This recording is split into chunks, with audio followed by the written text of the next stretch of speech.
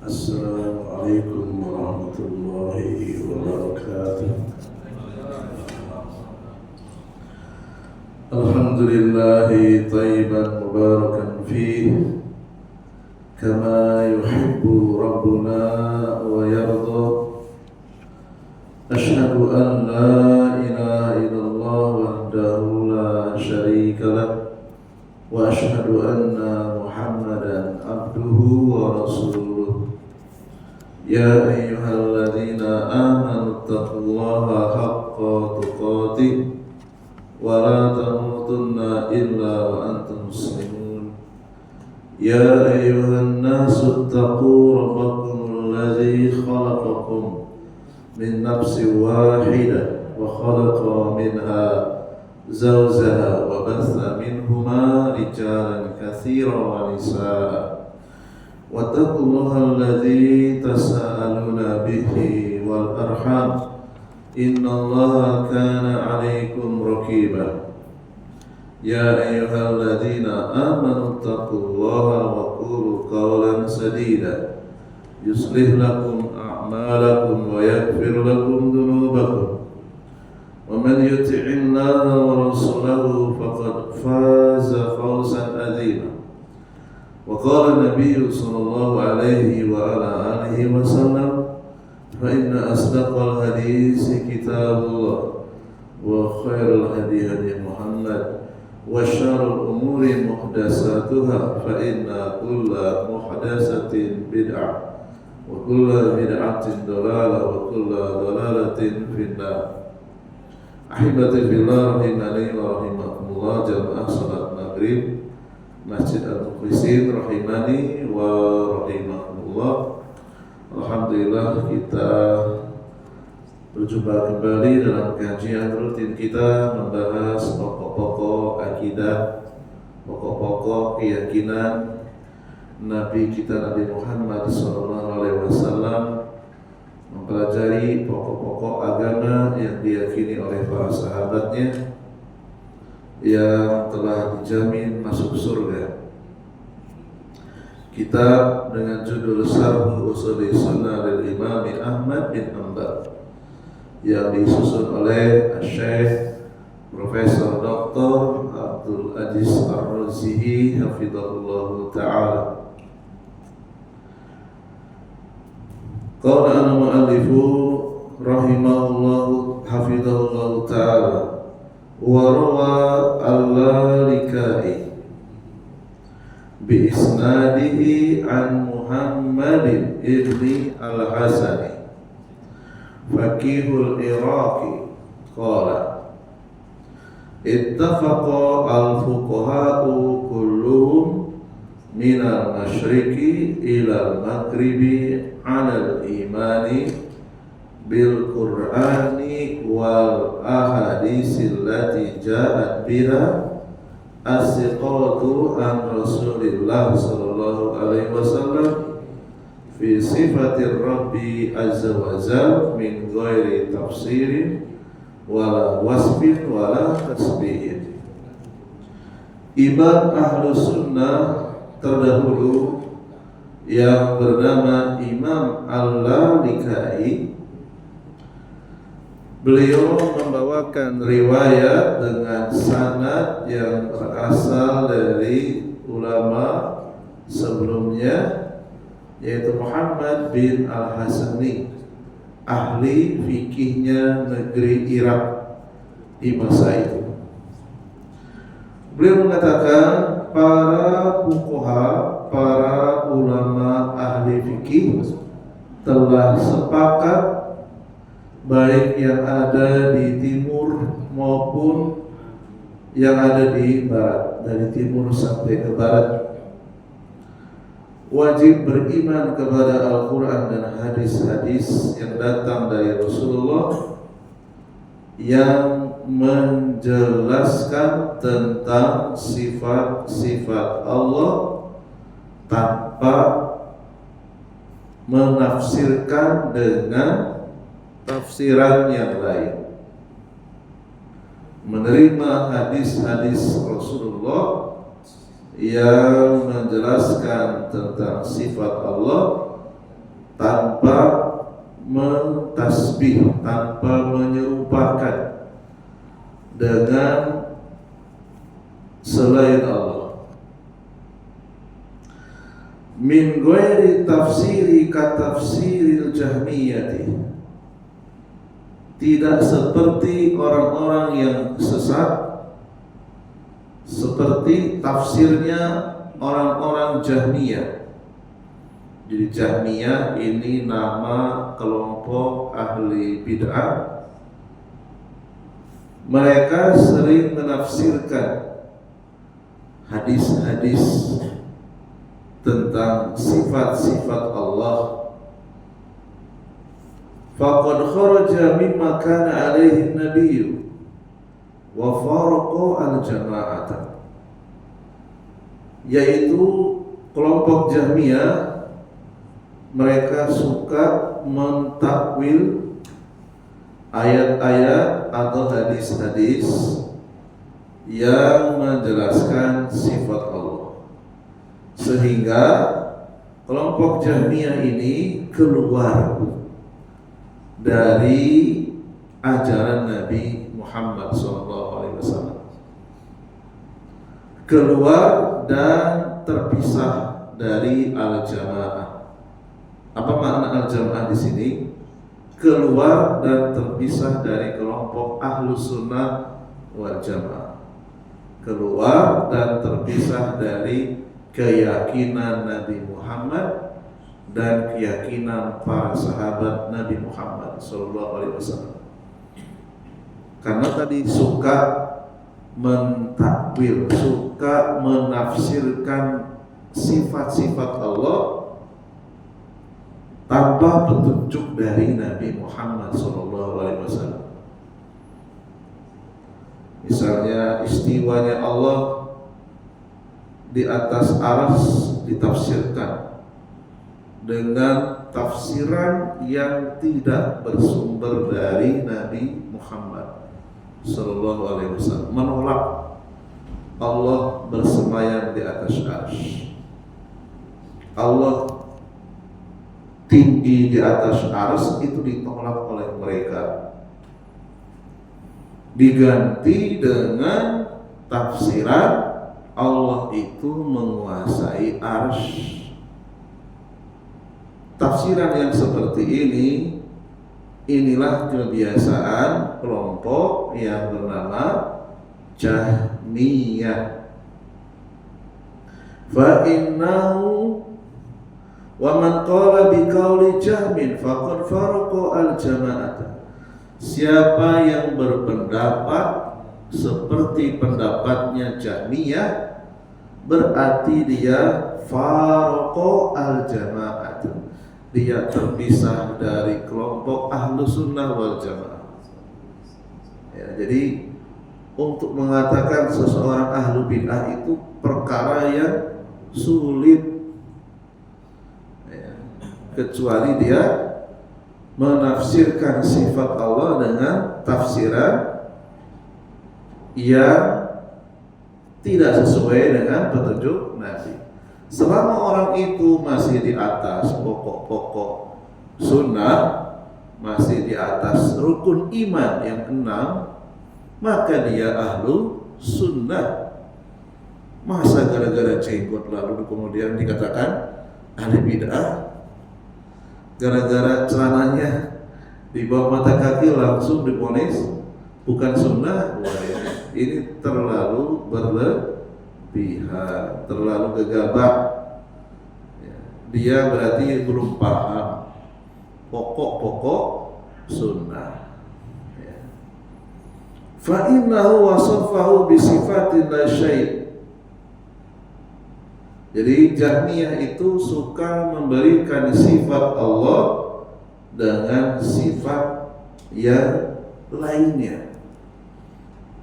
Ya.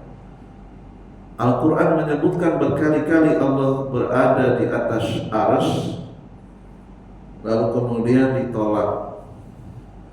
Annal jahma nafa asma'a wa sifat. Jahmiyah itu orang yang suka menolak nama dan sifat Allah. Wa wasafahu bisifatil ma'dumi. Mereka mensifati Allah dengan sesuatu yang tidak bermakna. Al-ma'dum itu maknanya kosong. Kita sebagai seorang muslim yang mengaku pengikut Nabi Muhammad SAW hendaklah mengikuti sikap para sahabat. Terima ayat maupun hadis apa adanya, tanpa kita menafsirkan dengan penafsiran yang tidak jelas dari mana sumbernya. Warawa ad-Daruqutni fi sifati di halaman 43. Ulama ahlu sunnah yang lainnya yang bernama Imam ad-Daruqutni juga meriwayatkan dalam kitabnya As-Sifat bisanadin sahihin, dengan sanad yang sahih.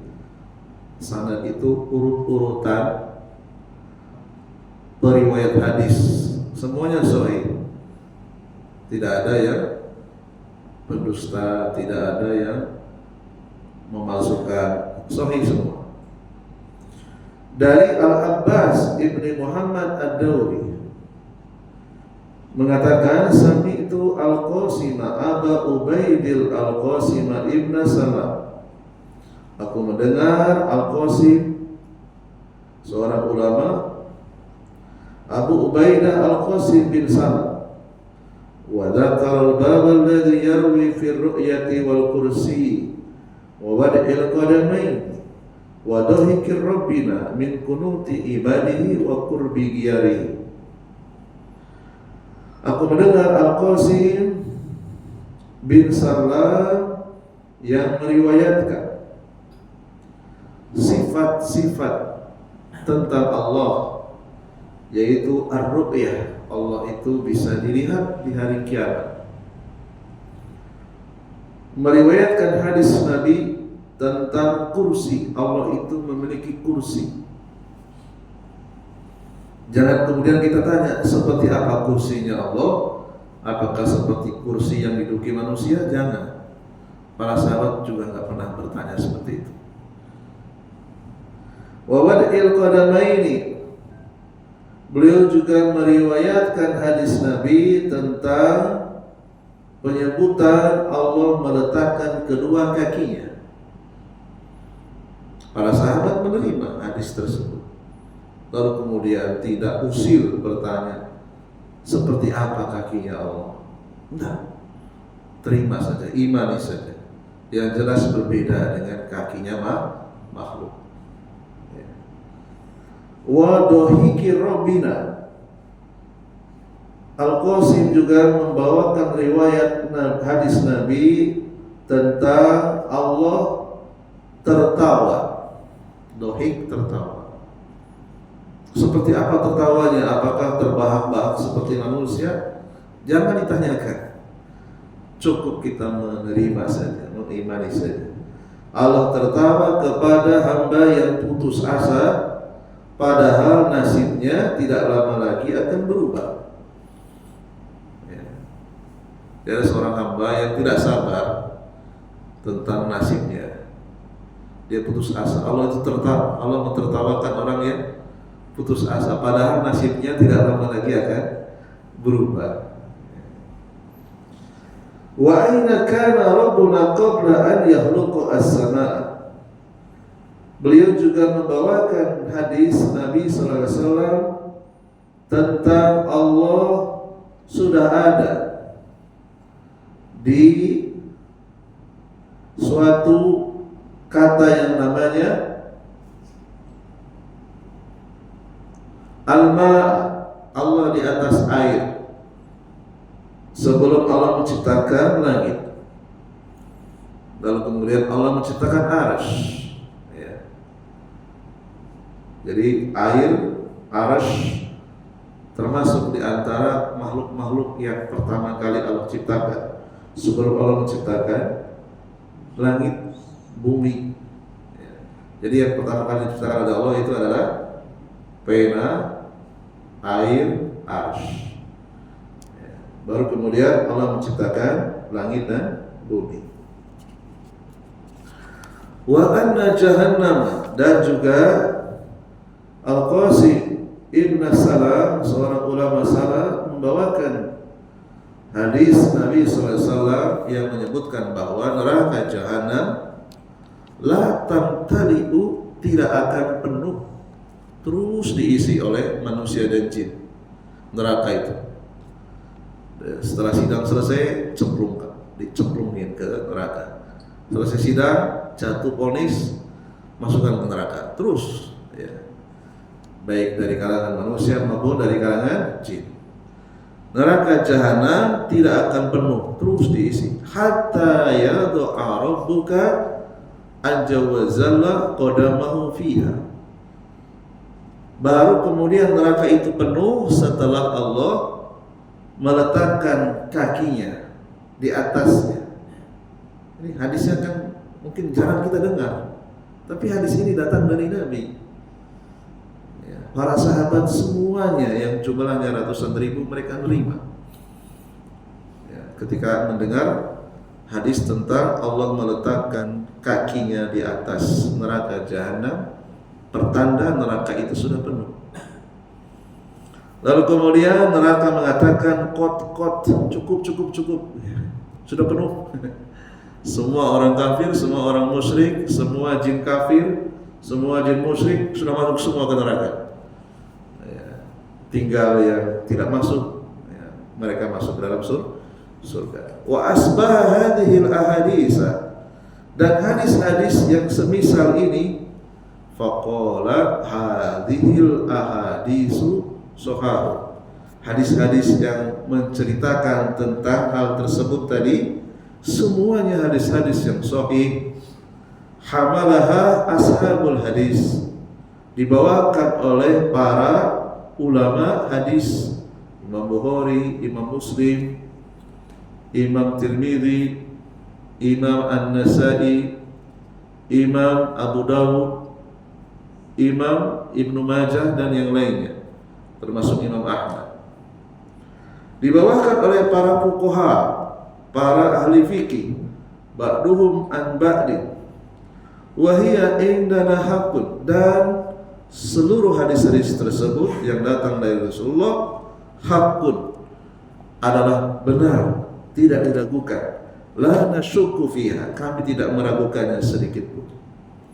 Walakin idza qila kaifa wada'a qadamahu, akan tetapi kalau ada orang yang bertanya seperti apa Allah meletakkan kedua kakinya, wa kaifa dhahika, seperti apa Allah tertawa, kulna, maka kami akan menjawab, la yufassiru hada, tidak boleh menjawab pertanyaan seperti apa Allah meletakkan kedua kakinya, dan tidak boleh menjawab bagaimana Allah tertawa. Karena Nabi dan ratusan ribu para sahabat tidak ada yang menafsirkannya. Itu alasan Imam Ahmad. Wala sami'na ahadan yufassiruhu, kami belum pernah mendengar seorang pun dari para sahabat yang menafsirkan seperti apa Allah meletakkan kedua kakinya dan bagaimana Allah tertawa. Ya, karena itu rahasia. Hanya Allah menjelaskan sifat-sifat sesuai dengan bahasa Arab yang bisa dipahami. Kalau Allah tidak menjelaskan tentang sifat-sifatnya, bagaimana kita bisa mengenal Allah? Yaitu melalui bahasa, diterjemahkan ke dalam bahasa masing-masing. Adapun hakikatnya, maka kita tidak perlu bertanya-tanya, karena tidak akan ketemu jawabannya. Yang ada adalah menyimpang, ujung-ujungnya bisa menolak gara-gara tidak terjawab, memaksakan diri untuk mencari jawabannya. Ya, nanti ujung-ujungnya menolak hadis. Ini bisa membatalkan tauhid. Ya. Wa kalamu salafi fi hada katsir, dan banyak para ulama terdahulu yang mengatakan seperti itu. Tidak ada seorang sahabat pun yang menafsirkan bagaimana Allah meletakkan kedua kakinya, bagaimana Allah tertawa kepada hamba yang putus asa padahal nasibnya akan sebentar lagi akan berubah. Dan mereka tidak pernah bertanya, ya. Qala Abu Bakr Al-Khalal fi sunnah, di antaranya ulama salaf yang bernama Abu Bakar Al-Khalal dalam kitabnya As-Sunnah. Hadatsana Abu Bakr Al-Marwazi rahimahullahu taala qala sa'altu Abu Abdillah anil ahadisi allati tarudduha al-jahmiyatu fi sifat wa ru'yati wal isra. Aku bertanya kepada Abu Abdillah tentang hadis-hadis yang ditolak oleh kelompok Jahmiyah, hadis-hadis yang menceritakan tentang sifat-sifat Allah, hadis-hadis yang menjelaskan ru'yah, Allah itu bisa dilihat oleh penduduk surga, wal isra, hadis tentang isra, wa qissatil arsh, hadis tentang arsh, wa sahahaha Abu Abdillah, dan Abu Abdillah yaitu Abu Bakar Al-Khalal mensahihkan hadis tersebut. Qad talaqqatha al-ulama bil qabuli nusallimu al-akhbar kama ja'at. Para ulama menerima seluruh hadis-hadis yang datang kepada mereka. Mereka tidak berani menolak dengan logika. Qala faqultu lahu inna rajulan i'tarada fi ba'dil ahadith fi ba'di hadhihi al-akhbari kama ja'a faqala yuhfa. Kata beliau Abu Bakar Al-Khalal, seorang ulama salaf, mengatakan ada seorang laki-laki yang menolak sebagian hadis tentang sifat-sifat Allah. Itu hadisnya nggak masuk akal, gitu ya. Faqala yuhfa, maka laki-laki tersebut ditolak. Ya. Dia bukan kelompok kami, bukan kelompok ahli sunnah. Ya, karena berani menolak hadis-hadis Nabi Sallallahu Alaihi wa ala alihi wasallam. Walihada qala al-mu'allif rahimahullah ta'ala, oleh karena inilah al-Imam Ahmad rahimahullah mengatakan, wa man lam ya'rif tafsir al-ahadisi wa yablugha aqluhu faqad kafa dzalika wa ahkama lahu. Seandainya ada orang yang tidak tahu ini tafsirannya apa ya hadis ini ya, saya kok belum menerima, akal saya kok belum menerima, maka cukupkanlah engkau dengan penerimaan para ulama terhadap hadis tersebut. Kalau ulama menerima hadis tersebut, hadis sahih, ya sudah kita ikuti. Karena kewajiban kita bukan mengetahui tafsirnya, tetapi mengimaninya dan menerimanya. Kecuali memang ada penjelasan dari Nabi. Mislu hadisi as-sadiqi al-masduq, yakni alaihi an yusallima idza balaghahu lafdzul hadis wa illam yafham ma'nahu wa tafsirahu. Wajib bagi seorang muslim untuk menerima hadis yang datang kepadanya meskipun belum memahami maknanya. Tidak boleh kita tolak. Li'annaka illam takun qad aqaltaha wa fahimtaha. Meskipun akal kita belum bisa menjangkaunya. Faqad ya'lamuha ghairuka, bisa jadi ada orang lain selain dirimu yang mampu memahaminya. Ada hadis yang mampu dipahami dengan hadis yang lain, dan tentu itu para ulama yang lebih tahu. Ada hadis yang memang tidak bisa ditafsirkan dengan hadis yang lain, ya sudah, hadis itu hadis yang sahih, cukup kita imani saja. Fa'anta mukfayyun, sesungguhnya engkau telah diberi kecukupan. Yakfika fi hadzal maqam an tusallima, keadaanmu cukup sampai menerima saja, itu sudah selamat. Karena kalau kita sudah keluar dari lingkaran ahlu sunnah, itu akan bisa berefek kepada yang lainnya. Menolak hadis Nabi itu bisa mengotori hati seseorang. Kalau sudah kotor hatinya, itu bisa berakibat kepada yang lainnya. Karena itu konsekuensi dari syahadat asyhadu anna Muhammadar Rasulullah. Banyak sekali ya para sahabat ketika melihat perbuatan Nabi, kadang-kadang tidak masuk akal. Contohnya misalnya Ali bin Abi Thalib pernah melihat Nabi sallallahu alaihi wasallam dalam keadaan safar, itu yang diusap bagian sepatunya yang atas, bukan yang bawah. Dan Ali bin Abi Thalib tidak protes. Ya. Lalu kemudian Ali mengatakan apa? Seandainya agama ini semata-mata dibangun dengan akal, tentu Rasulullah mengusap hubnya atau sepatunya itu bagian bawahnya. Ya. Sungguh aku melihat Nabi mengusap bagian atasnya sebagai pengganti mencuci kaki ketika wudu. Jadi ketika kita wudu dalam keadaan safar, sebelum memakai sepatu kita sudah wudu terlebih dahulu. Ketika batal dan belum dilepas, boleh kita wudu tanpa mencuci kaki, cukup mengusap bagian atas sepatu.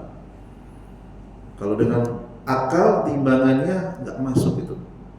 Tapi demikianlah, agama bukan dibangun dengan akal semata, tapi dengan dalil. Akal itu sifatnya hanya membantu saja, bukan yang utama. Wa tu'mina wa taqula amantu billah. Hendaknya seorang muslim mengatakan aku beriman. Amantu billah wa bima jaa'a anillah. Aku beriman dengan apa saja yang datang dari Allah. Wa amantu bi Rasulillah wa bima jaa'a an Rasulillah. Dan aku beriman dengan apa saja yang datang dari Rasulullah. Kama rawa anil imami Syafi'i rahimahullah ta'ala. Dan ini persis apa yang dikatakan oleh Al-Imam Syafi'i. Jadi akidahnya Imam Ahmad itu sama dengan akidahnya Imam Syafi'i. Karena beliau muridnya. Gak mungkin murid yang dipercaya oleh seorang guru akidahnya berbeda, gak mungkin. Adapun ijtihad fikih mungkin berbeda. Tapi kalau akidah gak mungkin beda. Akidah Imam Ahmad sama dengan akidah Imam Syafi'i. Al-Imam Syafi'i mengatakan amantu billahi wa bima jaa'a anillah ala muradillah. Aku beriman kepada Allah dan apa saja yang datang dari Allah sesuai dengan maksud Allah. Allah mendatangkan ayat, maksudnya bagaimana? Terserah Allah. Ini seorang imam mujtahid mutlak. Beliau tawadhu sekali. Ya. Ketika beliau menghadapi sebuah ayat, beliau belum paham, ya sudah, saya terima ayat ini. Ya. Walaupun saya belum tahu apa maksudnya. Karena setiap ulama tentu ada keterbatasannya. Tidak mungkin semua ulama itu ilmunya sempurna, nggak mungkin. Ya, kalau sempurna dia nabi. Ya. Ulama punya kapasitas masing-masing, punya kelebihan masing-masing. Al-Imam Syafi'i beliau sangat menonjol dalam usul fikih. Imam Ahmad menonjol dalam hadisnya. Sehingga Imam Syafi'i terkadang gantian dengan muridnya. Di kesempatan tertentu Imam Ahmad berguru dengan Imam Syafi'i dalam masalah usul fikih. Di kesempatan yang lain Imam Syafi'i berguru dengan muridnya, yaitu berguru tentang hadis. Bertanya kepada Imam Ahmad, Imam Ahmad, status hadis ini bagaimana? Sahih atau tidak sahih? Bergantian mereka saling menuntut ilmu, karena masing-masing diberikan karunia oleh Allah berbeda-beda. Ya. Imam Syafi'i mengatakan amantu bi Rasulillah wa bima jaa'a an Rasulillah ala muradi Rasulillah. Aku beriman kepada Rasulullah dan beriman dengan apa yang datang dari Rasulullah sesuai dengan maksud Rasulullah. Jadi ketika beliau mendapati hadis, belum tahu maksudnya apa, tafsirnya apa, ya sudah terima dulu. Ya. Kecuali ada hadis yang lain yang menjelaskan makna hadis tersebut. Ya. Inilah sikap seorang Imam Syafi'i. Imam Syafi'i nggak pernah mengotak-ngatik istiwanya Allah di atas arsy seperti apa? Enggak pernah. Enggak pernah Imam Syafi'i mengatakan nanti kalau sepertiga malam terakhir di Indonesia Allah turun ke langit, nanti di Amerika gimana? Enggak pernah. Enggak pernah Imam Syafi'i mengatakan seperti itu. Ya. Orang sekarang aja yang sok pinter ya, lebih dari Imam Syafi'i rahimahullah ta'ala. Imam Syafi'i menerima seluruh hadis maupun ayat tentang sifat-sifat Allah tanpa berani menafsirkan dengan penafsiran yang tidak ada petunjuknya dari Nabi SAW. Maksudul mu'allifi rahimahullahu ta'ala bihadisi sadiqi al-masduq. As-sadiq al-masduq ini panggilan atau gelar yang sering ditujukan kepada Nabi Muhammad. As-sadiq al-masduq, orang yang jujur dan orang yang dibenarkan. Gelar untuk Rasul. Hadis Nabi SAW yang dimaksud adalah huwa hadisu Ibni Mas'ud radhiyallahu anhu di halaman 45. Hadis yang datang melalui jalur sahabat yang mulia Ibnu Mas'ud radhiyallahu anhu, alladzi rawahu ashabul kutubi as-sittati, yaitu yang diriwayatkan oleh pemilik kitab hadis yang 6, Imam Bukhari, Imam Muslim, Imam Tirmidzi, Imam An-Nasa'i, Imam Abu Dawud, Imam Ibnu Majah, wal Imam Ahmad, dan Imam Ahmad juga membawakan hadis ini. Hadatsana Rasulullah sallallahu alaihi wasallam wa huwa as-sadiqu al-masduq. Qala, Rasulullah mengatakan, inna ahadakum, sesungguhnya salah seorang dari kalian yujma' akan dikumpulkan khalquhu, penciptaannya, fi batni ummihi, di perut ibunya, arba'ina yawman, selama 40 hari, nutfatan, berupa setetes cairan yang dikumpulkan dari ibunya dan ayahnya, jadi nutfah. Summa yakunu fi dzalika 'alaqatan misla dzalika, kemudian setelah nutfah Allah jadikan segumpal darah, alaqah.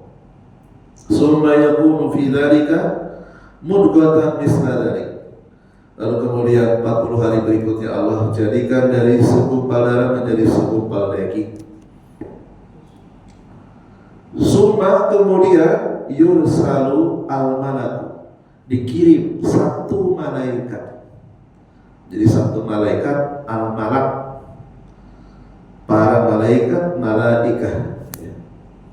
Bahasa Indonesia ini banyak yang terlanjur keliru ya. Malaikat itu artinya para malaikat. Kalau satu itu malak, ya. Kalau udah terlanjur ya sudah. Ada seorang malaikat itu rancu sebenarnya. Ada seorang malak, seharusnya begitu. Karena malaikat sendiri maknanya para malaikat. Yursalu al-malaku, dikirim seorang malaikat. Fayanfuhu, kemudian disuruh oleh Allah untuk meniupkan fihi, ke dalam mudghah tadi, kepada jabang bayi tadi, ar-ruha, ruh, wa yu'maru, lalu kemudian malaikat tersebut disuruh oleh Allah bi arba'i kalimatin, untuk mencatat 4 catatan. Bikatbi rizkihi, ditulis rezekinya, berapa rumahnya, berapa gajinya, berapa mobilnya, berapa motornya, berapa anaknya, berapa istrinya, ya ditulis semua. Ya. Wa ajalihi, ditulis kapan ajalnya, tahun berapa, bulan berapa, ya, hari, jam. Wa amalihi, ditulis amalannya, ya, amal baik maupun amal buruk sudah ada catatannya, walaupun sudah dicatat di lauhil mahfuz, dicatat kembali. Wa syaqiyun aw sa'idun, apakah dia orang yang binasa, orang yang sengsara, aw sa'idun, ataupun orang yang bahagia. Fawallazi la ilaha ghairuhu, demi zat yang tidak ada Tuhan selain Allah, inna ahadakum la ya'malu bi amali ahli jannah, sesungguhnya salah seorang dari kalian benar-benar ada yang melakukan amalan penduduk surga hatta ma yakuna bainahu wa bainaha illa dhira, sampai jarak antara dia dengan surga 1 dhira. 1 dhira itu kurang lebih setengah meter ya. Fayasbiqu alaihi alkitabu, akan tetapi catatan takdir sudah mendahului dia. Catatan takdir yaitu akhir hidupnya sakiyun, sengsara. Fayamalu bi amali alina, lalu kemudian di ujung hidupnya sebelum dia mati dia melakukan amalan penduduk neraka. Fayadkhuluha, lalu kemudian dia pun masuk ke dalam neraka. Wa inna ahadakum la ya'malu bi amali ahli nar, sesungguhnya salah seorang dari kalian ada yang benar-benar melakukan amalan penduduk neraka hatta ma yakuna bainahu wa baina illa dhira, sampai jarak antara dia dengan neraka 1 dhira, setengah meter kurang lebih. Wa yasbiqu alaihi alkitabu, akan tetapi catatan takdir sudah mendahuluinya. Catatan takdir menyebutkan kalau dia itu akhir hidupnya bahagia, sya'idun. Fayamalu bi amali ahli jannah, lalu kemudian sebelum mati dia melakukan amalan penduduk surga. Fayadkhuluha, lalu kemudian dia pun masuk ke dalam surga. Hadis ini hadis yang dikeluarkan Imam Bukhari nomor 3208 dan Imam Muslim nomor 2643. Hadis-hadis yang sahih. Ya, jadi Allah SWT Maha mengetahui ya, kualitas seseorang. Bisa jadi secara lahiriah orang tersebut banyak melakukan amalan penduduk surga, sholat, puasa, zakat, baca Quran, sedekah dan seterusnya. Ya, dan gak mungkin tidak ada sebabnya, pasti ada sebabnya. Kenapa sebelum dia wafat di ujung hidupnya dia melakukan amalan penduduk neraka, padahal jarak antara dia dengan surga sudah sangat dekat. Bisa jadi karena ada sebab yang lain. Ya, dia tidak menjaga tauhidnya, ya, tidak mau belajar tauhid, tidak mau memupuk, tidak mau memperdalam, tidak istiqomah menjaga tauhidnya, sehingga dia tergelincir kepada amalan yang tidak ikhlas, kepada kesyirikan, sehingga dia jatuh kepada kesyirikan. Lalu kemudian dia pun masuk ke dalam neraka karena akhir hidupnya yang dinilai oleh Allah SWT. Dan yang kedua, ada orang yang ya, masa lalunya penuh dengan dosa, kesyirikan sudah dia lakukan, kemaksiatan sudah banyak dia lakukan, kebid'ahan sudah banyak dia lakukan. Lalu kemudian dia bertobat sebelum meninggal, tentu sebulan, setahun, ya 10 tahun dia menuntut ilmu, hijrah, menuntut ilmu, istiqomah, taubat nasuha, lalu kemudian dia beramal dengan amalan penduduk surga. Akhirnya dia pun masuk surga. Tidak mungkin tiba-tiba orang yang baik jadi buruk tanpa ada sebab. Ada sebabnya, dan Allah yang lebih tahu. Ya.